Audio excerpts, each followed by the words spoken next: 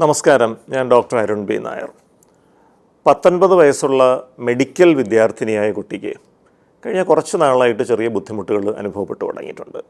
ഒരു വൈകുന്നേരമൊക്കെ ആകുമ്പോഴത്തേക്ക് കാലിൻ്റെ മസിലുകളിൽ, പേശികളിൽ ഒരു വല്ലാത്ത ഒരു കഴപ്പ് പോലെ അനുഭവപ്പെടുന്നു.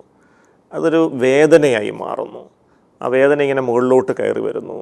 കാൽപാദങ്ങളിലേക്കും വിരലുകളിലേക്കും ഒക്കെ ആ വേദന വ്യാപിക്കുന്നു. അപ്പോൾ കാലിങ്ങനെ നിരന്തരം അനക്കിക്കൊണ്ടിരിക്കണം.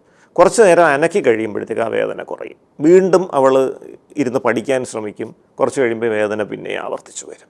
ആ വേദന തീവ്രമായി കഴിയുമ്പോൾ എഴുന്നേറ്റ് നടക്കാൻ തോന്നും. അങ്ങോട്ടും ഇങ്ങോട്ടും കുറേ നടക്കും.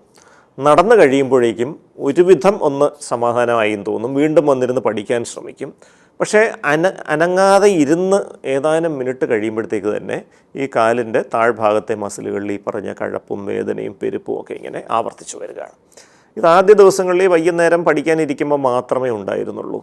കുറച്ച് കഴിഞ്ഞപ്പോഴത്തേക്ക് ഇത് രാത്രിയിൽ ഉറങ്ങാൻ കിടക്കുമ്പോഴും ഇതേ പ്രശ്നം വരാൻ തുടങ്ങി. ഉറങ്ങാൻ കിടക്കുമ്പോഴത്തേക്കും ഈ കാലിലെ മസിലുകൾ ഇങ്ങനെ വലിഞ്ഞു മുറുകുന്നു, വേദന വരുന്നു, പെരുപ്പ് വരുന്നു, കാലിങ്ങനെ അനക്കാൻ തോന്നുകയാണ്. ഒന്ന് അനക്കി കഴിയുമ്പോൾ കുറച്ച് സമാധാനം കിട്ടും. വീണ്ടും ഒന്ന് ഉറക്കത്തിലേക്ക് വഴുതി വീഴുമ്പോൾ വീണ്ടും ഈ വേദന ആവർത്തിച്ച് വരുന്നു. ഉറക്കത്തിൽ നിന്ന് ഉണർന്നു പോകുന്നു, പിന്നെയും കാല് അനക്കേണ്ടി വരുന്നു. ഇത് കാരണം ഉറക്കം ഒട്ടും പറ്റുന്നില്ല. ഉറക്കം മാത്രമല്ല, പകൽ സമയത്ത് കോളേജിൽ ഇരിക്കുന്ന സമയത്തൊന്നും വലിയ ബുദ്ധിമുട്ടില്ല. പക്ഷേ വൈകിട്ട് വീട്ടിൽ വന്ന് നമ്മൾ പഠിക്കാൻ വേണ്ടി ഇരിക്കുന്നു, അല്ലെങ്കിൽ മറ്റെന്തെങ്കിലും കാര്യത്തിന് വേണ്ടി ഇരിക്കുന്നു, റെക്കോർഡൊക്കെ എഴുതാനുണ്ട് അവർക്ക്. റെക്കോർഡ് എഴുതാൻ വേണ്ടി ഇരിക്കുമ്പോൾ ഈ കാലിലെ ഈ വേദന വരുന്നു. കാല് അനക്കിയാലേ പ്രശ്നം മാറുന്നുള്ളൂ. കുറച്ച് നാൾ കഴിഞ്ഞപ്പോഴത്തേക്ക് ഈ കാലിങ്ങനെ അനക്കി കഴിഞ്ഞാലും സമാധാനമില്ല. എഴുന്നേറ്റൊന്നും വേഗത്തിൽ നടന്നാലേ ഈ പ്രയാസം മാറുന്നുള്ളൂ എന്ന അവസ്ഥ വന്നു.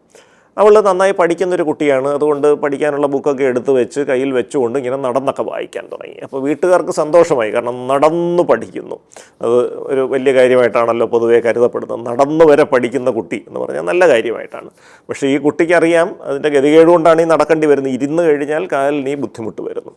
കുറച്ച് കഴിഞ്ഞപ്പോഴത്തേക്ക് ഉറക്കം പൂർണ്ണമായിട്ട് നഷ്ടപ്പെടാൻ തുടങ്ങി. കാരണം ഉറക്കത്തിൽ പല പ്രാവശ്യം ഇങ്ങനെ ഉണർന്ന് എഴുന്നേറ്റ് വരേണ്ട ഒരു അവസ്ഥ വരികയാണ്. അത് കാരണം ഉറക്കം പരിപൂർണമായിട്ടും തകരാറിലായി. അപ്പോൾ സ്വാഭാവികമായിട്ട് ക്ലാസ്സിലിരുന്ന് ഉറങ്ങാൻ തുടങ്ങി. കുറച്ച് ദിവസം കഴിയുമ്പോൾ കോളേജിൽ പോകാൻ ബുദ്ധിമുട്ട് വന്നു. അതിനെ തുടർന്നാണ് ഈ കുട്ടി എൻ്റെ അടുത്തേക്ക് വരുന്നത്. അപ്പോൾ ഇവിടെ റെസ്റ്റ്ലെസ് ലെഗ് സിൻഡ്രോം എന്ന് പറയുന്ന ഒരു രോഗാവസ്ഥയുടെ ലക്ഷണങ്ങളാണ് ഈ കുട്ടി പ്രദർശിപ്പിക്കുന്നത്. അപ്പോൾ റെസ്റ്റ്ലെസ് ലെഗ് സിൻഡ്രോം എന്ന് പറഞ്ഞു കഴിഞ്ഞാൽ വൈകുന്നേരമൊക്കെ ആകുമ്പോഴത്തേക്ക് കാലിലൊരു വേദനയോ കഴപ്പോ മരവിപ്പോ ഒക്കെ വരുന്നു. കാലൊന്ന് അനക്കിയാലേ അത് മാറുന്നുള്ളൂ. അതിൻ്റെ തോത് പതിയെ പതിയെ കൂടി വരും. പിന്നീട് നല്ല വേഗത്തിൽ നടക്കുകയും ശരീരം നന്നായി ചലിപ്പിക്കുകയും ചെയ്താലേ ആ വേദന മാറുകയുള്ളൂ. കുറച്ചു നേരം കഴിയുമ്പോൾ വേദന കുറയും, പിന്നെയും അത് തിരിച്ചു വരും. അത് രാത്രിയിൽ ഉറക്കത്തിനെ കൂടെ ബാധിച്ചു തുടങ്ങുമ്പോഴാണ് അത് വല്ലാത്തൊരു പ്രശ്നമായി മാറുന്നത്. കാരണം ഒന്ന് ഉറങ്ങി അനങ്ങാതിരുന്ന് കഴിഞ്ഞാൽ കാലിൽ വേദന തിരിച്ചു വരികയാണ്. അപ്പോൾ ഈ റെസ്റ്റ്ലെസ് ലെഗ് സിൻഡ്രോം തലച്ചോറിലുള്ള കുറച്ചധികം പ്രശ്നങ്ങളുടെ ഒരു ഫലമാണ്. അതിൽ തലച്ചോറിലുള്ള ചില രാസവസ്തുക്കളുടെ അളവിൽ വ്യതിയാനങ്ങൾ വരാം. ചില പ്രത്യേകതരം ജീവകങ്ങൾ, ചില ഭക്ഷണത്തിലൂടെ അകത്ത് ചെല്ലേണ്ട ചില ഘടകങ്ങൾ, ഇരുമ്പിൻ്റെ അംശമടക്കമുള്ള കാര്യങ്ങൾ, ഇങ്ങനെയുള്ള പല കാര്യങ്ങളും അകത്തോട്ട് ചെല്ലാതെ വരുന്നത് മൂലവും ഇങ്ങനത്തെ ഒരു അവസ്ഥ വരാം. അപ്പോൾ അതുകൊണ്ട് തന്നെ വിശദമായ രക്തപരിശോധന വേണം. രക്തത്തിലെ അയണിൻ്റെ അളവടക്കമുള്ള കാര്യങ്ങളൊക്കെ പരിശോധിക്കണം.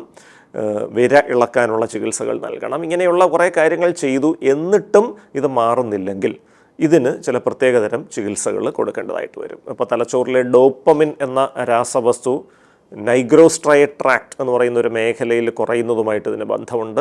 അതുകൊണ്ട് തന്നെ ഈ ഡോപ്പമിൻ്റെ അളവ് വർദ്ധിപ്പിക്കാൻ സഹായിക്കുന്ന മരുന്നുകൾ കൊടുക്കുന്നത് നല്ലതാണ്.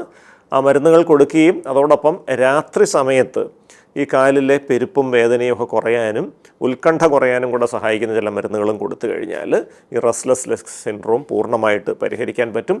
കൃത്യമായ ഒരു ചികിത്സ കൊടുത്തു കഴിഞ്ഞാൽ അത് പരിപൂർണമായിട്ട് ചികിത്സയിലൂടെ നിയന്ത്രിക്കാനും സാധിക്കും. നന്ദി, നമസ്കാരം.